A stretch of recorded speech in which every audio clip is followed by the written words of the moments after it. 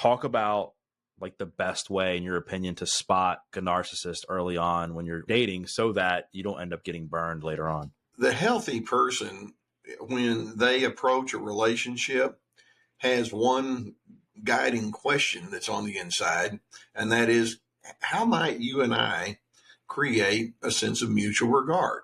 The narcissist is thinking, how can I get you to do what I want you to do? How can I get you to defer to me? And so one has this sense of mutuality. The other has a thinking of, I need to figure out where my inroad is going to be so I can exploit this to my advantage. To me, the ultimate indicator that a person is truly narcissistic is how far they're going to go in their exploitiveness toward other individuals. You'll notice that that person who's narcissistic is not going to be able to contain their manipulations forever. For example, you feel like things are going really well and you've got some mojo and some chemistry going. This can be in dating, it can be friendships, it can be at work. Over time, the narcissist is going to start kind of throwing hints, perhaps. Last time you did this, and how come you didn't give me that? And so they want a little bit more than what you may have given, or good is never quite good enough. Or they may make comments about how they need to be admired. They do something and it's like, hey, did you notice I did that favor for you? And I did it because I really care about you. But they have to draw attention to themselves. They want to be the one who's regaled as the best and the one who's the standard bearer. Over time, they're going to come back to that. Or let's suppose that they're in a position where they need to show some empathy. Somebody's talking about, my father was a very difficult person. Narcissists tend to have a way of hijacking conversations. Yeah, my old man was kind of rough too. And, that kind of thing. And so rather than parking where you are and say, tell me about that. And it's genuine, it's honest. They're not just data gathering. That would be a good sign if they could truly listen. But narcissists is like, no, I want to hear things about you. So A, I can figure out better how I can, get an inroad with you. Or B, it's all about me. I'm going to take your concept that you're talking about and I'm going to turn it around and make it all about who I am. And so they have their ways of showing themselves.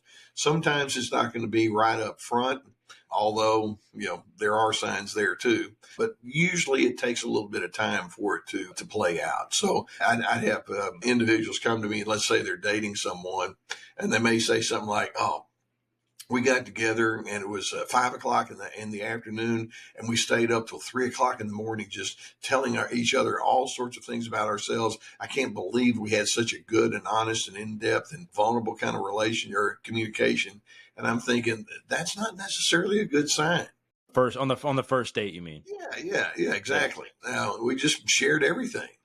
And it's like that implies too much of a neediness. Relationships require patience and just repetition to allow patterns to show. And so sometimes when they latch on too quickly and have this excited sense of gratification way too readily, that implies they have a neediness, but they can dress it up with a smile. So there are things like that you have to watch for. And is it possible to date a narcissist? Like, is it possible to actually survive a relationship with one? Oh yeah, it's two different questions. Yeah, you can date them because they can come across real charming right up front. In fact, back when I was in graduate school, that was one of the primary ingredients listed in the DSM, our manual for diagnosis, the ability to charm people very well. So that's possible, but over time you'll see that charm is little more than just, we could call it love bombing, or we can call it virtue signaling, things like that. I'm a really good person. It's just a ruse. It's part of their manipulation. What's the difference between somebody who's love bombing you and somebody who's like genuinely interested in being in a relationship? The first thing, as you think about the love bombing, because I'm thinking, for example, when you meet somebody and it's been a long-term relationship and you look back, and sure enough, you brought them flowers or you did some things that might not be your norm, but you went along with them. The narcissist, they're going to figure out what is it that you like. Whereas they're in any kind of relationship, you learn, well, if you're different from me, we can blend, and I for example, if you like country music and I like the opera, we can learn to appreciate each other's taste and all. The love bomber, though, it's more than that. It's their way of saying, I want to be the nicest person you ever met, and I need you to think of me as such a special individual. And they get their feelings hurt. when you don't do what they want you to do. I'll give you a real simple example. This is several years ago in my counseling practice. There's a guy that came to me for the very first time, and I had known based on the intake information that this guy had an extramarital affair. His wife was requiring him to come in before they got a divorce. And the first thing he did, first session, I noticed as he came into my office, he had 2 cups of coffee, one for himself and one for me. And he said, do you like cream or sugar in your coffee or chocolate? And it was the afternoon. I said, well, actually, I'm good. I've had my coffee for the day and I don't care for any right now, but thank you. Next time he came and he did it again. He came in the morning. And it's like, well, this time, and he brought like some scones along with it. And, he was asking me again. It's like, thanks, but no thanks. And then he seemed to be a little upset. And I just mentioned to him, as nice as you want to be, this isn't really a tea party. We're here for other kinds of things. And what he was wanting to do was he was wanting to impress upon me, hey, look, you may find out something negative about me, but you're going to find that I am one really generous guy. And I'm so nice and I'm helpful. And I just want to do nice things for you. I just felt literally from the first minute, I'm getting played. And I'm not going to let that happen. And so sometimes it's very overt like that. Other times the mindset is there, but it takes a bit of time for it to be revealed. But narcissists have an uncanny need for admiration. And I don't know that that's a strong enough word, adoration. They want to be held in highest esteem. Look at me. Look at how good I am. Look at all my accomplishments. Other people would have been knocked down, but not me. I'm the kind of person that can just take on any kind of task and I'll do the best job. So ultimately, their love bombing is just all about me, and making me look good. That's their favorite topic, of course.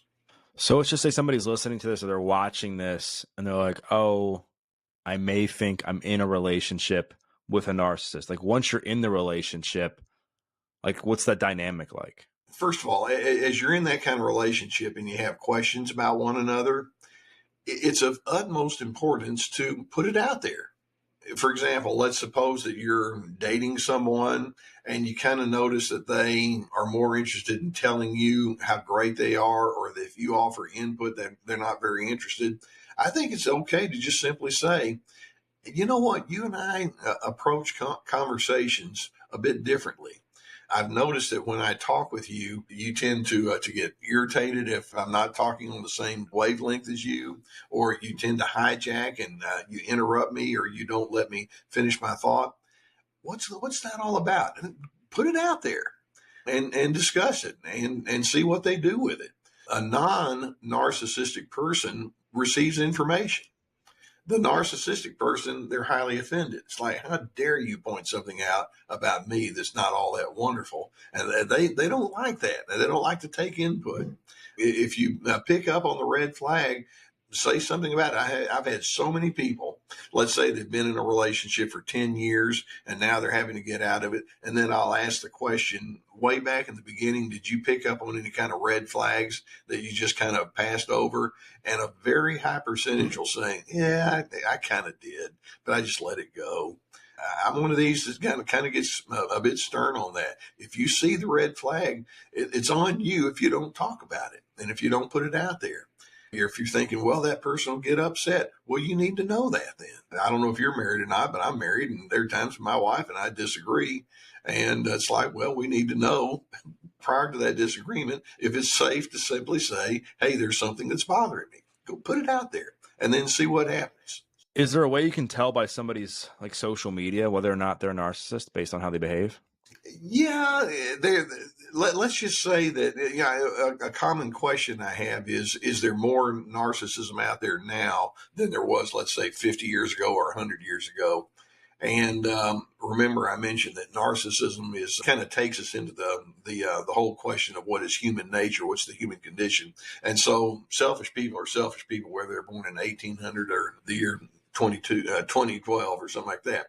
But having said that, there are more opportunities for people to display their selfishness because of all of the many outlets we have. There's some individuals that get so caught up in, how many likes do you get on your Instagram, or how many, hits do you get on TikTok?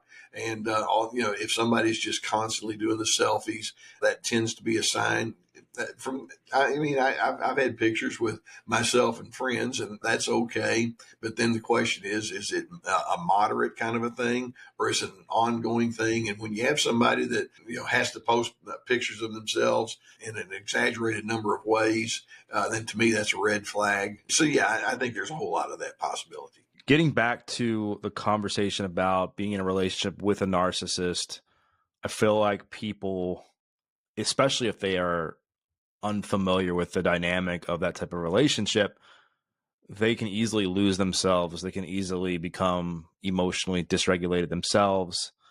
They can experience some mental health issues. Like, what are some tips for somebody who's in a relationship with a narcissist to make sure they don't go off the deep end?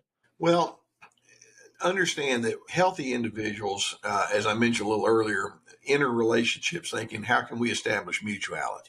In other words, I want to know you and I want you to know me, and I want us to help each other. Narcissists go into a relationship, they want to establish who's in control. And so they can be highly opinionated and stubborn. And then not only do they have that strong opinion and the control of the stubbornness, they're actively seeking a power differential.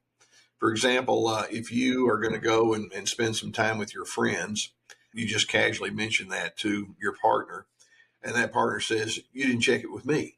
And they're kind of ticked and they're frustrated. It's like, you have to run things through me. Now, I understand there's this thing called courtesy, and yeah, we need to do that. But the narcissist wants to be the one that says, when you're hanging with me, you owe me. And they have an attitude of entitlement. They have a notion that says, I want you to run your life and your preferences and your priorities through me. And if you don't, then there's something wrong with you. And they can get annoyed and agitated.